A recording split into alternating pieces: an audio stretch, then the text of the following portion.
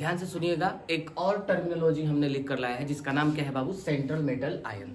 ठीक है क्या? तो हम लोग क्या करते हैं, पहले रिकैप कर लेते हैं कि इससे पहले हम लोगों ने क्या क्या पढ़ा है। ठीक है क्या? तो इससे पहले हम लोगों ने पढ़ा है एडिशन कंपाउंड, कोई दिक्कत, जिसमें से दो एक्वस सॉल्यूशन साल्ट वाले ऐड करता था तो एडिशन रिएक्शन होता था, और जो बनता था वो कंपाउंड क्या कहलाता था, एडिशन कंपाउंड या एडक्ट कहलाता था। ओके, अब एडिशन कंपाउंड के दो टाइप लोगों ने बताया था, एक होता है डबल सॉल्ट और एक होता है कॉम्प्लेक्स सॉल्ट। ठीक है, डबल सॉल्ट क्या होता है, जो पानी में पूरी तरीके से क्या होता है, टूट जाता है, जिसमें हमने आपको 3 एग्जाम्पल लिखवाया था। आ रही बात समझ में? एक लिखवाया था आपको कार्नेलाइट का फॉर्मूला, फिर आपको मोहर सॉल्ट का फॉर्मूला, देन अगेन लिखवाया था आपको पोटासियम का फॉर्मूला। ठीक है क्या? फिर हमने पढ़ा था किसका, कॉम्प्लेक्स सॉल्ट के बारे में, जो टूटेगा तो पानी में लेकिन पूरी तरीके से आयोनाइज नहीं होगा, और जो आयोनाइज नहीं होगा उसे हम लोग कॉम्प्लेक्स आयन बोलेंगे, और उसको लिखेंगे कहाँ हम लोग, स्क्वायर ब्रैकेट के अंदर। ये छोटी सी बात हमने आपको बता रखी थी। आ रही बात समझ में? उस कॉम्प्लेक्स आयन में एक मेटल होगा जिसका नाम था, हमने बताया था सेंट्रल मेटल एटम या आयन। आज हम उसी के बारे में पढ़ेंगे। ठीक है, तो metal present in complex ion, मैं बोला ही अभी आपको थोड़ी देर पहले कि कॉम्प्लेक्स आयन में जो मेटल प्रेजेंट होगा उसे हम लोग क्या बोलते हैं, सेंट्रल मेटल आयन बोलते हैं। कोई बोलेगा कि सेंट्रल मेटल आयन ही क्यों बोलते हो, क्यों? क्योंकि कॉम्प्लेक्स का सेंटर पार्ट होता है। क्या होता है बाबू, कॉम्प्लेक्स का सेंटर पार्ट। इसका मतलब ये हुआ कि आपका मेटल बीच में रहेगा और उससे सारे जो होंगे बाबू आयंस क्या होंगे बाबू, जुड़े रहेंगे। ठीक है, तो मैंने लिखा है कि because it is the centre of complex ion surrounded by neutral molecules या आयंस। कोई दिक्कत? ये लाइन में पहले भी बता रखा हूं कि central metal atom Lewis acid की तरह बिहेव करता है। लुईस एसिड बोले तो जो लोन पेयर को क्या करे, एक्सेप्ट करे। ठीक है, अब हमको क्या करना है, ये तो पढ़ लिया आप डेफिनेशन, जो 2 मार्क्स में हमेशा आते रहते हैं। अब सवाल करते हैं कि क्या सवाल है भाई, तो मुझे पता करना है कि सेंट्रल मेटल एटम यही होगा, और इस पर मुझे क्या पता करना है बाबू, चार्ज पता करना है। क्या पता करना है, चार्ज। तो पहले 2-3 सवाल आप देखेंगे, उसके बाद 2-4 सवाल आप करेंगे। अच्छा एक बात बताइए, पोटेशियम पर चार्ज कितना होता है, तो आप कहेंगे +1। ठीक है, आराम से सुनिएगा ना बाबू, तो +1। कितने पोटेशियम है बाबू, 2, तो +2 चार्ज हुआ। ध्यान से सुनिएगा, +2 चार्ज हुआ। बाहर यदि +2 चार्ज हुआ तो इस कॉम्प्लेक्स पर चार्ज कितना होगा, -2। कोई दिक्कत बाबू? आप कहेंगे नहीं, बिल्कुल नहीं दिक्कत है सर। एक बात बताइए, बचपन में आपकी मैम पढ़ा रखे होंगे कि Cl पर चार्ज कितना होता है, तो आप कहेंगे फ्लोरीन, क्लोरीन, ब्रोमीन, आयोडीन, इस पर चार्ज कितना होता है बाबू, -1 होता है। कोई दिक्कत?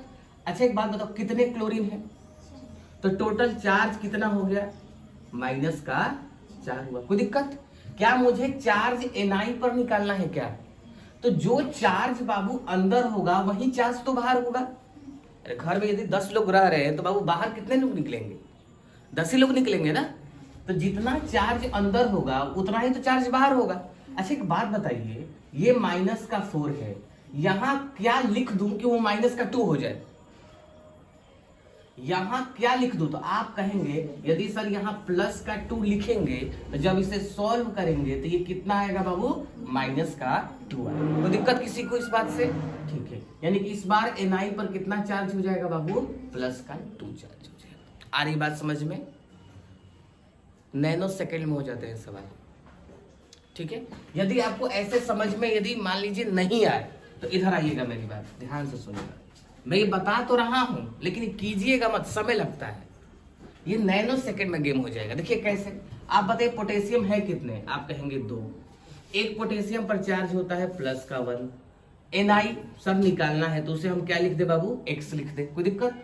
आप बताओ क्लोरीन है कितना, आप बोलोगे 4। एक क्लोरीन पर चार्ज कितना होता है, -1। इस पूरे कॉम्प्लेक्स पर कोई चार्ज नहीं तो क्या होगा बाबू, 0। आप सोल्व कर कर देख लो, ये -4 है, ये +2 है, तो क्या हुआ, -2, और उधर जाएगा तो क्या होगा बाबू, +2 होगा। अब इतना टाइम तो हम लोगों के पास एग्जाम में नहीं है।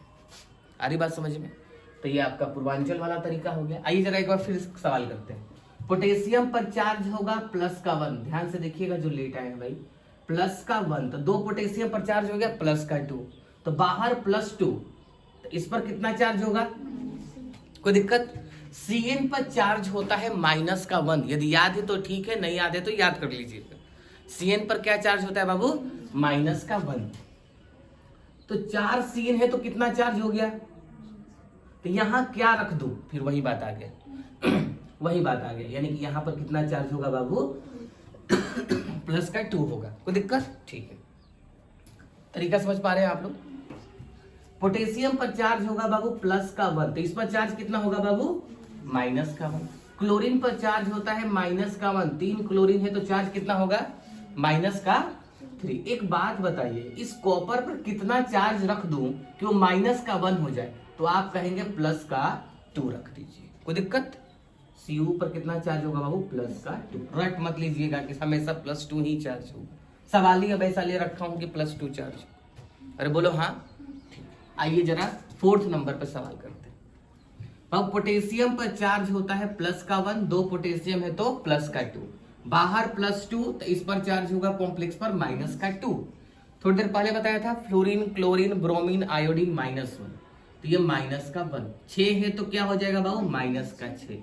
अब यहां क्या रख दूं कि इन दोनों को सॉल्व करने पर माइनस का 2 आ जाए, तो आप कहेंगे प्लस का क्या रखूं 4 रखूं। बताओ नैनो सेकेंड में नहीं हो जाएगा, फिर आप x बनाकर करो, क्या दिक्कत है, कैसे भी कर सकते हैं, ऐसी कोई बात नहीं है। तो Ni पर चार्ज हो गया प्लस का 4। और 5th नंबर सवाल ध्यान से देखिएगा, लेकिन लिखिएगा कॉपी में जरूर ये वाला। यहां जब आप लिखिएगा तो ऐसे एक लिख लीजिएगा और एक ऐसे लिख लीजिएगा कि आपके दिमाग में सेट हो जाए। अरे बात समझ में? चलिए अब देखिएगा 5th नंबर। अच्छा एक और बात बताइए, 9th 10th में आपकी मैम पढ़ाई होंगी, NO3 पर चार्ज कितना होता है, तो आप कहेंगे माइनस का 1 होता है। कोई दिक्कत? यदि बाहर -1 है, इसका मतलब कॉम्प्लेक्स पर चार्ज कितना होगा प्लस का 1। ठीक है भाई साहब। Cl पर चार्ज कितना होता है, आप कहेंगे माइनस का 1 होता है। याद रखिएगा NH3 पर कोई चार्ज नहीं होता, NH3 पर पानी पर, फिलहाल 2 चीजें याद रखिए, NH3 और पानी क्या होता है बाबू न्यूट्रल होता है, उस पर कोई चार्ज नहीं होता। तो मैं क्या बोल दिया बाबू लड्डू बोल दिया। कोई दिक्कत? अरे बात समझ में? ये थोड़ी देर के लिए हटा दूं, ठीक है, ध्यान से सुनिएगा हमारी बात। अच्छा एक बात बताइए, ये तो 0 चार्ज हो गया, इस पर कितना चार्ज हुआ माइनस का 2। ये हमने डब्बा बनाया, यहां क्या रख दूं इन दोनों को सॉल्व करने पर प्लस का 1 हो जाए, तो आप कितना कहेंगे बाबू 3 रखिए। तभी तो 3 में से 2 गया, कितना होगा बाबू? क्या मैं गलत बोल रहा हूं? 5 सवाल ठीक है बाबू। अब इसके बाद का 5 सवाल आप करेंगे। डन?